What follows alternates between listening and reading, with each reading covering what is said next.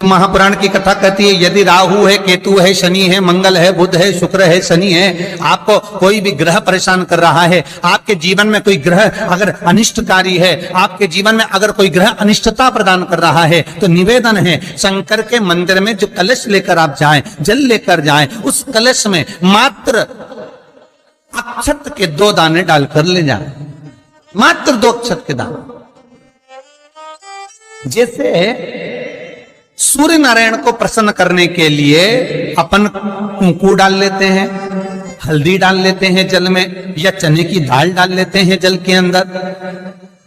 सूर्य नारायण को प्रसन्न करने के लिए हमने चने की दाल डाली, कुंकू डाला, हल्दी डाली, और कभी कभी सूर्य नारायण भगवान से बहुत जरूरी काम है और वो कार्य हो ही नहीं रहा है, या तन पर कोई रोग हो गया है, तो उसको मिटाने के लिए कई बार हमने भगवान सूर्य को अर्घ देते समय सफेद फूल भी डाला है, कभी लाल फूल भी डाला है। उसी तरह भगवान शंकर से निवेदन करने के लिए, हमारी ग्रह दशा सुधारने के लिए जल के पात्र में 2 अक्षत के दाने, अक्षत भी पूर्ण अक्षत,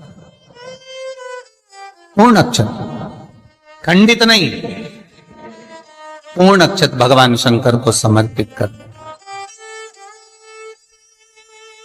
और बाबा भोलेनाथ को जब हम जल समर्पित करें तो राहु, केतु, मंगल, शनि, शुक्र, बृहस्पति जितने ग्रह हैं सब अनुकूल हो जाते हैं महाराज, सब। इतना बड़ा दर्पण जिसमें मुंह देखते हो आप, मुख, इतना बड़ा दर्पण लिया। अच्छा, पहले के लोग जानते नहीं है, पहले जो घरों में, आजकल तो फैशन की बंदरवाल होती है, दरवाजे पे जो बंदरवाल लोग लगाते हैं, कहीं मोती की लगा रहे, कहीं काय की लगा रहे, तो पहले जो बंदरवाल होती थी उस बंदरवाल में कई शहरों में, जैसे काशी साइड में, तो आज भी जो बंदरवाल मिलती है उत्तर प्रदेश में, और चलो तो गुजरात में, तो उसमें इतने बड़े बड़े कांच लगे रहते हैं, दर्पण। उसका क्या महत्व है, उसकी मूलता क्या है? शिव महापुराण की कथा कहती है दर्पण इतना बड़ा ले लो, बंदरवाल अगर दर्पण वाली नहीं तो इतना बड़ा दर्पण लो, हनुमान जी के मंदिर में जाकर, क्योंकि हनुमान शंकर का ही अवतार है, हनुमान जी के मंदिर में जाकर हनुमान जी के उल्टे पांव का थोड़ा सा सिंदूर, चरण का थोड़ा सा सिंदूर एक कागज में लेकर आ जाइए, और हनुमान जी के छोटे भाई, हनुमान जी 6 भाई हैं, उसमें गतिमान, हनुमान जी के छोटे भाई गतिमान का नाम लो, और गतिमान का नाम लेकर उस दर्पण पर सिंदूर से त्रिशूल बना दो, सिंदूर से त्रिशूल बनाकर उस दर्पण को घर के बाहर, दर्पण का मुख बाहर की ओर, ऐसे बाहर की ओर मुख कर कर दर्पण को घर के बाहर या दरवाजे पर, बिल्डिंग पर, ऊपर जाली में, फ्रंट में, कहीं पर उसको लगा दीजिए। महाराज केवल शंकर का स्मरण कर कर, गतिमान का नाम लेकर, हनुमान के उल्टे पांव का सिंदूर का त्रिशूल बनाकर जो दर्पण को लगा देता है, आपको 1 महीने के अंदर अंतर मालूम पड़ जाएगा कि पिछले जो महीने निकले हैं उस महीने का अंदाजा लगाना कि घर में लोग कितने बीमार पड़ते थे, और इस दर्पण को लगाने के बाद बीमारी कम हुई कि नहीं। नहीं हो कम तो ठंडा कर देना, क्या जा रहा है, पर करके जरूर देखना, विश्वास रखकर करोगे, भगवान शिव का अनुमोदन कर कर, भगवान शंकर पर विश्वास रखकर करोगे तो बीमारी घेर नहीं सकती। अकाल मृत्यु हो मरे जो काम करे चंडाल का, काल उसका क्या बिगाड़े जो भक्त हो महाकाल का। शंकर की आराधना करने वाला, शिव का स्मरण करने वाला, शिव का निवेदन करने वाला, शिव अर्चना में डूबने वाला, शिव का अनुमोदन करने वाला कभी दुखी नहीं हो सकता।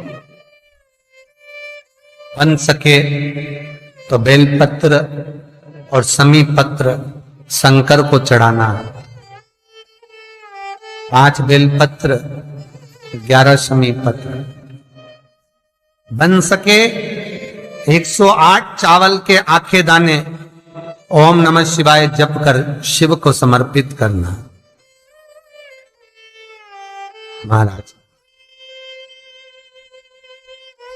दुख तकलीफ ज्यादा है, रोग बीमारी ज्यादा है, तो पानी में लाल चंदन घोलकर, लाल फूल डालकर, बेलपत्री के पेड़ के नीचे।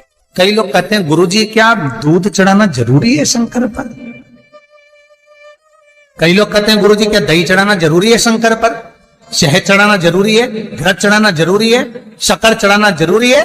शिव महापुराण की कथा कहती है 5 चीजें शंकर भगवान पर चढ़ती है। दूध अर्थात घर में लक्ष्मी की वृद्धि करता है, इसलिए चढ़ाया जाता है।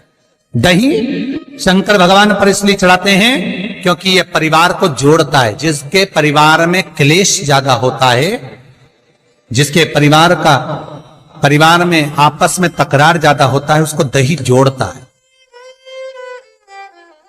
शहद घर में चिड़चिड़ प्रवृत्ति को समाप्त करता है। घी रोग को समाप्त करता है। शक्कर मिष्ठान घर में यदि लक्ष्मी आकर जा रही हो तो मिष्ठान समर्पित किया जाता है। इसलिए पंचामृत स्नान का भाव शिव महापुराण कहती है। पंचामृत स्नान भगवान, इसलिए 5 चीजें शंकर को समर्पित हैं। दूध, दही, घृत, शहद, शक्कर अर्थात मिष्ठान। शक्कर से मूलतः यहाँ शिव महापुराण में शक्कर नहीं लिखी है, मिष्ठान। अब लोग शक्कर पीस कर अभिषेक करते हैं, परंतु मिष्ठान अर्थात गाय के दूध से निर्मित कोई मिठाई, और उस मिठाई से भगवान शंकर का अभिषेक। अब लोग भले शक्कर रखने लगे शंकर जी के अभिषेक में, पर यहां शक्कर नहीं लिखा है, यहां मिष्ठान।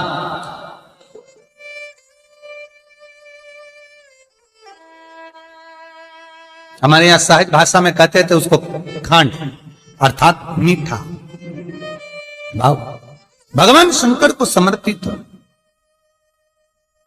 वेद और शास्त्र कहते हैं कि भगवान का यदि कोई प्रसाद बनता है, जन्माष्टमी के समय पर आप भगवान के लिए पंजेरी बनाते हो, भगवान के लिए सुंदर हरीरा बनाते हो, लड्डू बनाते हो, तो भगवान के प्रसाद में गोंद नहीं डलती।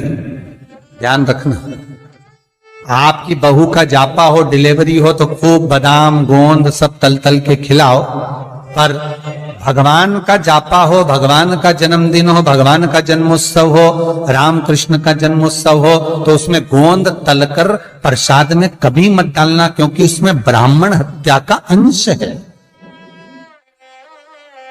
ब्राह्मण हत्या। और विद्वान जो ब्राह्मण होते हैं साहब, जिन्होंने शिव महापुराण की कथा या भागवत पुराण पढ़ी होती है, सुनी होती है,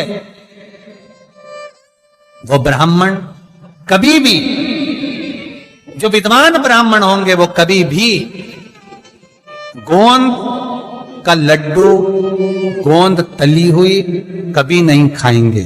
भले वो देसी घी में तले, कुछ भी तले, पर गोंद नहीं खाते, गोंद का लड्डू नहीं खाते।